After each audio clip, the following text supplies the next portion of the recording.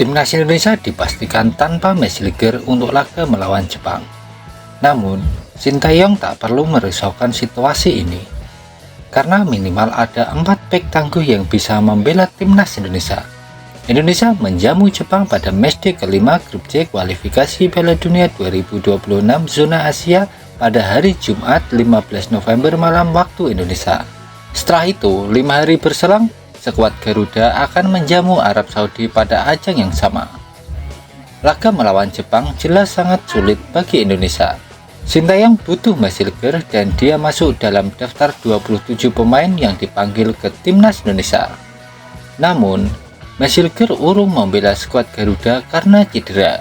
Cederanya Mesliger tentu merugikan bagi kubu Indonesia. Namun, Timnas Indonesia punya beberapa opsi sebagai pengganti bek 23 tahun tersebut. Yang pertama ada Jordi Amat. Jordi Amat mengalami cedera pada duel lawan Bahrain lalu. Dia hanya bermain pada babak pertama, sedangkan pada duel melawan Cina, Jordi Amat absen karena cedera yang dialaminya. Kini kondisi Jordi Amat sudah bugar 100%. Bek berusia 32 tahun tersebut telah bermain secara reguler bersama klubnya yaitu Johor Darul Ta'zim. Dia bermain apik dan itu jadi modal untuk membela Timnas Indonesia. Jordi Amat punya pengalaman bermain melawan Jepang di Piala Asia 2023 yang lalu.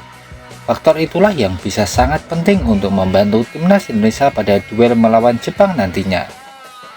Yang kedua ada Rizky Ridho.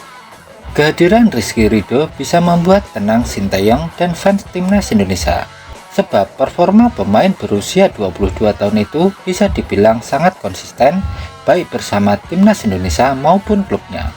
Di BRI Liga 1, Rizky Ridho baru saja tampil brilian saat Persija Jakarta menang 4-1 saat melawan Madura United.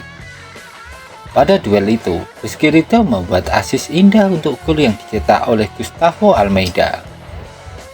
Rizky Ridho punya kecepatan dan kelincahan yang bagus. Faktor itulah yang bisa membuat Rizky Ridho sangat cocok untuk meladeni para pemain depan Jepang.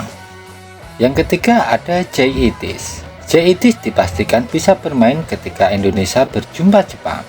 Kartu kuning yang diterima pada laga melawan Vietnam pada ronde kedua tidak dihitung untuk laga ronde ketiga kualifikasi Piala Dunia 2026 zona Asia.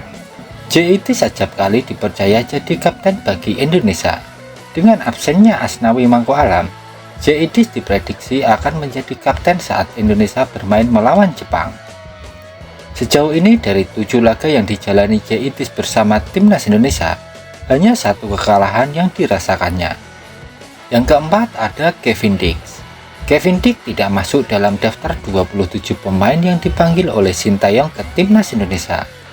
Namun, pemain 27 tahun itu dipastikan bisa bermain saat Indonesia berjumpa Jepang. Secara kualitas, Kevin Dix tidak kalah dari Mesliger. Bahkan, Kevin Dix punya pengalaman lebih banyak bermain di laga-laga level tinggi sepak bola Eropa. Jika proses adaptasinya lancar, Kevin Dix bisa membuat Indonesia sangat tangguh. Selain itu, Kevin Dix punya kelebihan eksekusi penaltinya.